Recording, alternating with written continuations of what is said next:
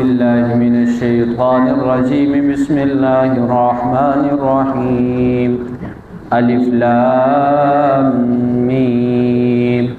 تنزيل الكتاب لا ريب فيه من رب العالمين. أم يقولون افتراه بل هو الحق من ربك لتنذر قوما ما أتاهم من نذير من قبلك لعلهم يهتدون. سورہ سجدہ مکی دور کی صورت ہے اور آخری دور ہے، یعنی مدینہ ہجرت سے تھوڑا قبل. سورہ سجدہ کو سجدہ اس لیے کہا جاتا ہے کہ آگے چل کر یہاں پر آیت سجدہ آئے گی. اس صورت کی شرافت اور فضیلت کے بارے میں کئی قسم کی روایات آپ کو ملیں گی. حد درجے کی روایات ہیں اس صورت کی فضیلت کے بارے میں، لیکن جو اکثر روایات ہیں وہ من گڑت ہیں، یعنی ان کی کوئی اصل یا ان کی سند نہیں. اب بعض روایات کے اندر یہ بات بھی آئی ہے کہ کوئی اسے ایک دفعہ قبرستان کے اوپر پڑے گا تو 40 دن تک قبر سے عذاب، ساری قبروں سے عذاب ہٹ جائے گا. اس قسم کی جتنی بھی روایات ہیں ان کی کوئی اصل نہیں، لیکن اس کی جو اصل روایات ہے سند کے لحاظ سے ٹھیک درست وہ بھی بہت زیادہ ہے. پیارے پیغمبر صلی اللہ علیہ وسلم کی عادت مبارکہ تھی کہ وہ جمعے والے دن صبح پہلی رکعت کے اندر سورہ سجدہ کی تلاوت فرمایا کرتے، اور یہ مشہور سنتوں میں سے ہے رسول اللہ صلی اللہ علیہ وسلم. اس سے بڑھ کر تو کوئی فضیلت اسے چاہیے نہیں کہ رسول اللہ صلی اللہ علیہ وسلم ہر جمعے والے دن پہلی رکعت میں اسے پڑھتے تھے صبح کی نماز میں. تو فرمایا الف لام میم. اچھا، اس سورت کا جو مرکزی مضمون ہے وہ قرآن کی صداقت ہے. یہاں پر قرآن کی سچائی کا بیان ہے اور اس کے اوپر 2 دلیلیں ہیں آگے چل کر. یہ سورت کا مضمون ہے. ہمیں الف لام میم یہ وہی حروف مقطعات ہیں، ان کی مراد اللہ ہی کو معلوم ہے. تنزیل الکتاب، اس کتاب کا جو نزول ہے، اس کتاب کو جو نازل کرنا ہے، لا ریب فیہ، اس کے اندر کسی قسم کا کوئی شک شبہ نہیں. من رب العالمین، یہ اللہ کی طرف سے نازل کردہ ہے، وہ اللہ جو رب ہے تمام جہانوں کا. اور میں اس میں شک شبہ کرنے کی کسی قسم کی کوئی گنجائش نہیں. کیوں؟ اسے اتارا کس نے ہے؟ پروردگار نے اتارا ہے جو رب ہے تمام جہانوں کا. اور رب کا کام کیا ہے؟ پہلے بھی آپ کے سامنے عرض کیا تھا کہ رب وہ ہے جو ہر ایک کی ضرورت کو دیکھ کر اس کی ضرورت کو پورا کرے. اور انسانوں کی ضرورتیں 2 قسم کی ہیں، پہلے بھی عرض کیا تھا آپ کے سامنے تفصیل سے کہ ایک ضرورت ہے انسان کی جسمانی، یعنی انسان کے جسم کو جن چیزوں کی ضرورت ہے، کھانا پینا سونا پیسہ، یہ ساری کی ساری چیزیں کس کی ضرورت ہے؟ جسم کی ضرورت ہے. اب جس طرح جسم نیند کے بغیر نہیں رہ سکتا، جسم کھانے کے بغیر نہیں رہ سکتا، اسی طریقے سے دوسری ضرورت انسان کی کیا ہے؟ روح ہے. اور روح کے لیے بھی یہ چیزیں ضروری ہیں. کون سی چیزیں؟ ارسال رسول، یعنی رسولوں کا بھیجنا، انزال کتب یعنی کتابوں کا اتارنا، یہ ساری کی ساری چیزیں کیا ہے؟ روح کی ضرورت ہے. آج انسان جسمانی طور پر زندہ ہیں لیکن روحانی طور پر انسان مر چکے ہیں. وجہ کیا ہے؟ غذا ہی نہیں مل رہی نا. غذا کیا ہے؟ غذا قرآن ہے، غذا مسجد ہے، غذا کعبہ ہے. ان چیزوں سے سارے کے سارے دور ہیں. تو جب غذا ہی نہیں ملے گی تو روح کیسے زندہ رہ پائے گی؟ روحانی طور پر مردہ ہیں. خوب کپڑے پہن لینے سے اور اچھے کھانے کھا لینے سے جسم تو زندہ رہ سکتے ہیں، یہ ہڈیاں گوشت پوست یہ چیزیں زندہ رہ سکتی ہیں، لیکن روح زندہ نہیں رہ سکتی. اور روح زندہ رہے گی قرآن سے زندہ رہے گی. وہ حالت آپ کے سامنے ہے. تو فرمایا میں رب العالمین تمام جہانوں کے پالنے والوں کی طرف سے اسے پالنے والے کی طرف سے اسے نازل کیا گیا ہے، اس میں کوئی شک نہیں. ام یقولون، کیا یہ کہتے ہیں کون؟ منکر لوگ. یعنی جو قرآن کے منکر ہیں، کیا یہ لوگ کہتے ہیں افتراء کہ اس قرآن کو محمد نے گڑھا ہے؟ نعوذ باللہ۔ اور یہ مشرکین کے اندر یہ بات عام تھی اور مشہور تھی، اور کئی قسم کی باتیں تھیں، ایک بات نہیں تھی۔ بعض کہتے تھے رات کو محمد بیٹھتے ہے، سوچتے ہے، صبح آ کر ہمارے سامنے بیان کرتے ہیں، اور بعض کہتے تھے کہ یہ فلاں لوہار کے پاس جاتے ہیں، اس سے جا کر قرآن سیکھتے ہیں اور آ کر صبح ہمارے سامنے بیان کرتے ہیں۔ کوئی کہتے تھے جادو ہے، جادو کے ذریعے ہمارے سامنے یہ کچھ اشعار پڑھتے ہیں، بس جادو کا اثر ختم ہوتا ہے، چلا جاتا ہے۔ فرمایا نہیں، بل هو الحق، یہ حقیقت ہے۔ اگر دنیا کے اندر کوئی چیز حقیقت ہے تو وہ قرآن ہے۔ قرآن سے بڑھ کر کوئی حقیقت دنیا میں نہیں، نہ بیٹے حقیقت ہیں نہ دنیا والے حقیقت ہے۔ حقیقت ہے تو اللہ کی کتاب قرآن ہے، اور یہ کوئی معمولی بات نہیں ہے۔ قرآن کے اندر جو باتیں ہیں وہ سچ ہو چکی ہیں۔ کتنی باتیں آپ کے سامنے ہیں جو اللہ نے پہلے بتائی، پھر بعد میں وہ سچی ہوئی۔ جیسے سورہ روم کے اندر ہم نے پڑھا تھا رومیوں کا معاملہ، پہلے بتایا تھا نا، 8-10 سال پہلے قرآن کی آیت اتری تھی، روم والوں کو فتح ہوئی کہ نہ ہوئی، مسلمانوں کو کتنی خوشخبریاں دی گئی۔ تو قرآن کے اندر جو باتیں بیان کی گئی ہیں دنیا کے طور پر، دنیا میں وہ سچی ہو گئی، تو آخرت والی جو باتیں ہیں وہ بھی سچی ہوں گی۔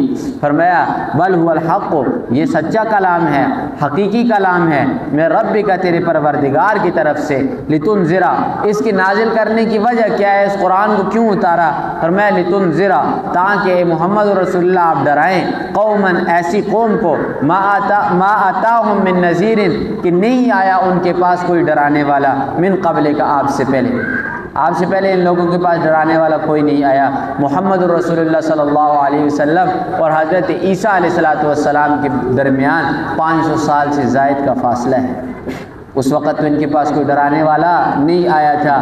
عیسیٰ علیہ السلام کی دنیا سے جانے کے بعد ان لوگوں کی رگ رگ کے اندر گمراہی بھری ہوئی تھی۔ ہر قسم کا خدا انہوں نے بنایا ہوا تھا، پانی کا، بارش کا، اور اسی طریقے سے اولاد کا، رزق کا، ہر چیز کا انہوں نے خدا بنایا ہوا تھا۔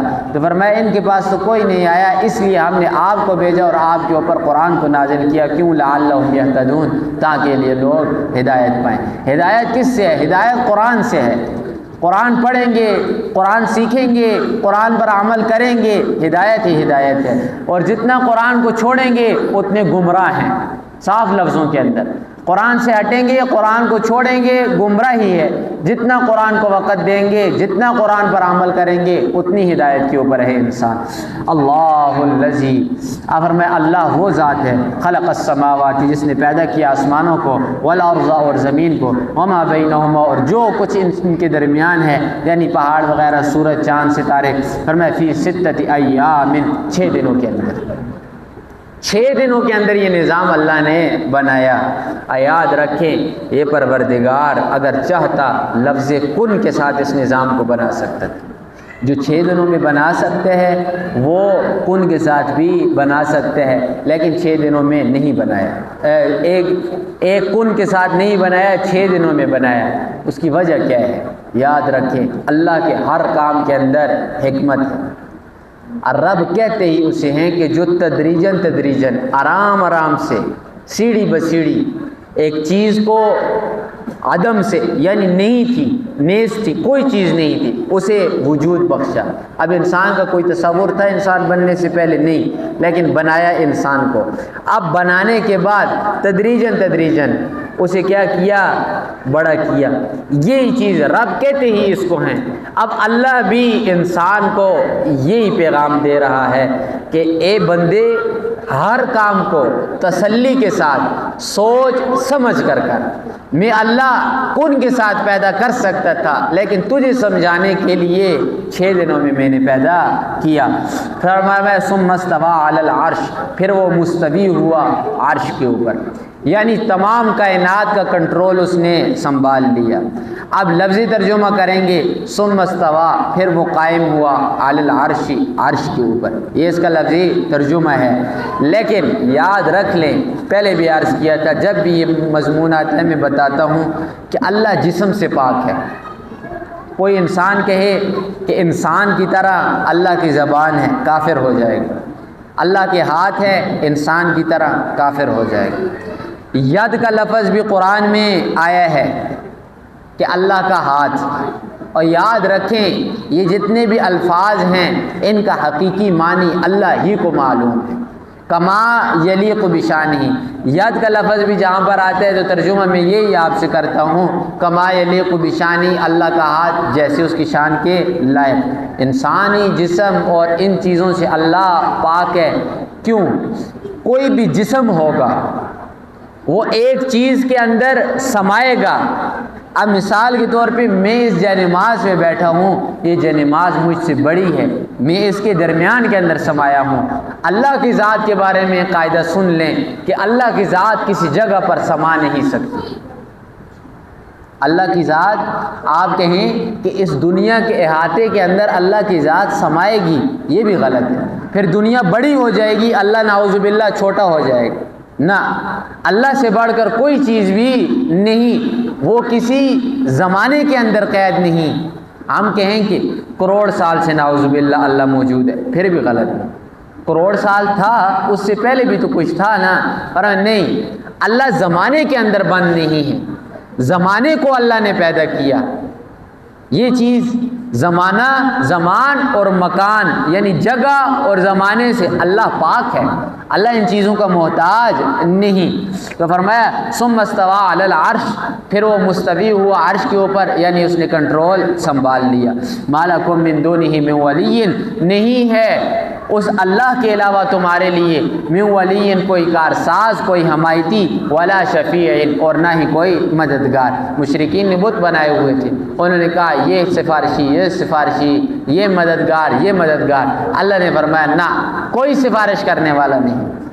اور پھر صفات کا مسئلہ آ گیا، شفاعت کا یعنی سفارش کا۔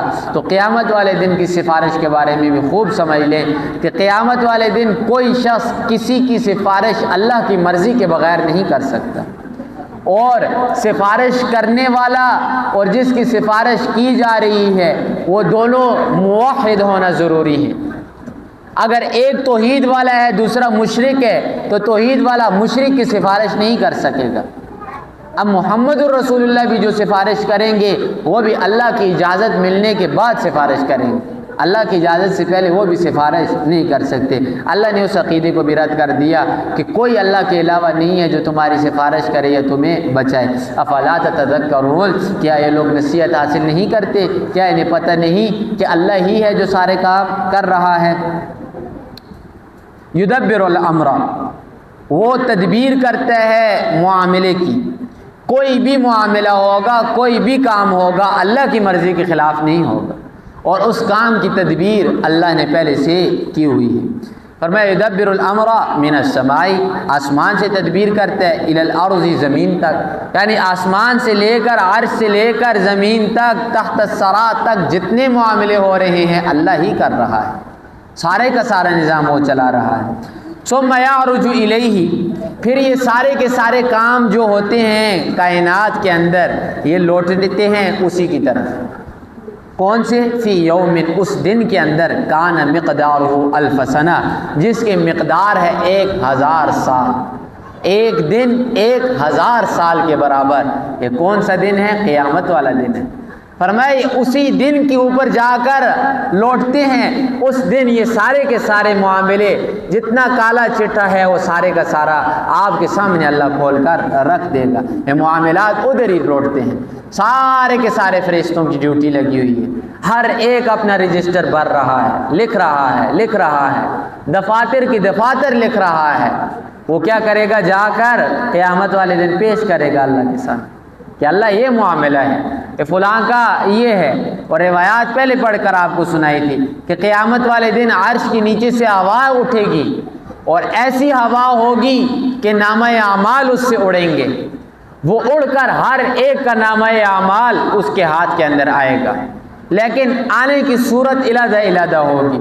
جو نیک لوگ ہوں گے سامنے سے نامہ اعمال آئے گا، سامنے سے پکڑیں گے نامہ اعمال کو اپنے، لیکن جو برے لوگ ہوں گے ان کا نامہ اعمال انہیں پیچھے سے دیا جائے گا۔ ادھر ہاتھ بندھے ہوئے ہوں گے یعنی گدی کے پیچھے ہاتھ بندھے ہوں گے، ادھر سے آ کر انہیں نامہ اعمال ملے گا اور یہ نامہ اعمال پڑھیں گے۔ اور اللہ قرآن میں خود فرماتے ہیں اقرأ کتابک، کہا جائے گا، فرشتے کہیں گے اقرأ، پڑھ تو اس نامہ اعمال کو، کفا بنفسک الیوم علیک حسیبا، آج تیرے نفس کا حساب لینے کے لیے تیرا نامہ اعمال کافی ہے۔ اور نامہ اعمال ہر ایک انسان پڑھ سکے گا، جسے اپنا نام نہیں لکھنا آتا، جسے نام پڑھنا نہیں آتا، وہ ادھر عربی کے اندر فر وہ نامہ اعمال پڑھے گا، اسے ہر اپنا کرتوت نامہ اعمال کے اندر نظر آئے گا۔ اور دن کیسے ہے، دن کی کیفیت دیکھیں، فرمایا 1000 سال کے برابر، فی یوم کان مقدارہ 1000 سنۃ، 1000 سال منہ سے کہنا، زبان سے کہنا آسان کام ہے، 60 سال کے لیے کیا کچھ کرتے ہیں، تو 1000 سال کا دن ہے۔ اور دن بھی کیسا ہے، فرمایا جی جو سورج ہے یہ 1 میل کے فاصلے کے اوپر آ جائے گا۔ اور حضرت عائشہ کی وہی روایت ذہن کے اندر رکھیں کہ فرمایا ہر ایک اپنے پسینے کے اندر ڈوبا ہوگا، کسی کا پسینہ ٹخنوں تک ہوگا، کسی کا گھٹنوں تک ہوگا، فرمایا کسی کا سینے تک ہوگا، اور کسی کا سر سے اوپر پسینہ ہوگا، یعنی ڈوبا ہوا ہوگا سمندر کے اندر، جیسے انسان ڈوبتا ہے، جتنے گناہ ہوں گے اتنا پسینہ ہوگا۔ فرمایا سارے کے سارے ننگے ہوں گے۔ امی عائشہ نے کیا پوچھا تھا، اللہ کے رسول ایک دوسرے کو دیکھیں گے نہیں؟ فرمایا ادھر دیکھنے کی کسی کو کیا صورت ہوگی، ادھر تو اپنے حال سے کوئی فارغ نہیں ہوگا، ہر ایک اپنی پریشانی کے اندر ڈوبا ہوا ہوگا، ہر ایک کے اوپر اپنی جان کی پرواہ ہوگی۔ آج تو پھر باپ بیٹے کے بارے میں سوچتے ہیں، بیٹا باپ کے بارے میں سوچتے ہیں، تو اللہ نے تو اس کنسیپٹ کو ہی ختم کر دیا۔ فرمایا یوم یفر المرء من اخیہ، یہ سارے بھاگیں گے، باپ بیٹے سے، بیٹا باپ سے، کیوں؟ سختی ہی اتنی زیادہ ہے، ہر جگہ نفسا نفسی کا عالم ہوگا، یہ پتہ نہیں ہوگا میرے ساتھ کون چل رہا ہے، میں کس کے ساتھ کھڑا ہوں، کوئی پتہ بھی نہیں ہوگا، ہر ایک کو یہی پریشانی ہوگی، میں نہ پھنس جاؤں، میں نہ پھنس جاؤں، میں پھنس گیا تو کیا ہوگا۔ اور یہاں تک روایات کے اندر آتے ہیں کہ محشر سے ہر ایک کو جہنم دور سے نظر آ رہی ہوگی کہ وہ پار سامنے جہنم ہے، اور جو ہوں گے گنہگار سمجھ تو جائیں گے کہ اب ہم نے اس کے اندر جانا ہے۔ تو فرمایا مما تعدون، جس گنتی کو تم گنتے ہو اس گنتی کے اعتبار سے اس دن کی مقدار کیا ہے، 1000 سال ہے۔ لفظی ترجمہ الف لام میم اللہ عالم بمرادہ، تنزیل الکتاب، نازل کردہ یہ کتاب، لا ریب فیہ، اس کے اندر کوئی شک نہیں، من رب العالمین، تمام جہانوں کے رب کی طرف سے نازل کردہ ہے۔ ام یقولون، کیا یہ منکر کہتے ہیں، افتراؤ کہ محمد نے نعوذ باللہ اس قرآن کو گڑھا، بل هو الحق من ربک، بلکہ یہ سچی کتاب ہے تیرے رب کی طرف سے ہے۔ کیوں اتاری گئی، لتنذر قوما ما اتاہم، تاکہ آپ ڈرائیں اس قوم کو کہ نہیں آیا اس کے پاس من نذیر، کوئی ڈرانے والا، من قبلک، آپ سے پہلے، لعلہم یہتدون، تاکہ وہ لوگ ہدایت پالیں اس قرآن سے۔ اللہ الذی، اللہ وہ ذات ہے، خلق السماوات، جس نے پیدا کیا آسمانوں کو، والارض، اور زمین کو، وما بینہما، اور جو کچھ ان دونوں کے درمیان ہے، فی 6 ایام، 6 دنوں میں، ثم استوی علی العرش، پھر وہ مستوی ہوا عرش کی طرف، ما لکم من دونہ من ولی ولا شیء، نہیں ہے تمہارا کوئی بھی شفیع اور یعنی سفارش کرنے والا اور مدد کرنے والا اللہ کے علاوہ۔ افلا تتذکرون، کیا لوگ نصیحت حاصل نہیں کرتے۔ یدبر الامر من السماء، تدبیر کرتا ہے کام کی، من السماء، آسمان سے لے کر الی الارض، زمین تک، ثم یعرج الیہ فی یوم کان مقدارہ 1000 سنہ، پھر وہ چڑھتے ہیں الیہ، اسی کی طرف، کام سارے کے سارے، فی یوم، اس دن میں، کان مقدارہ، کی جس کی مقدار 1000 سنۃ، 1000 سال ہے۔ دوسری جگہ پر 50,000 سنہ کے الفاظ آئے ہیں، 50,000 سال کی مقدار، اور یہ دونوں قرآن کی آیتیں ہیں۔ سنۃ مما تعدون، جو گنتی تم گنتے ہو، اللہ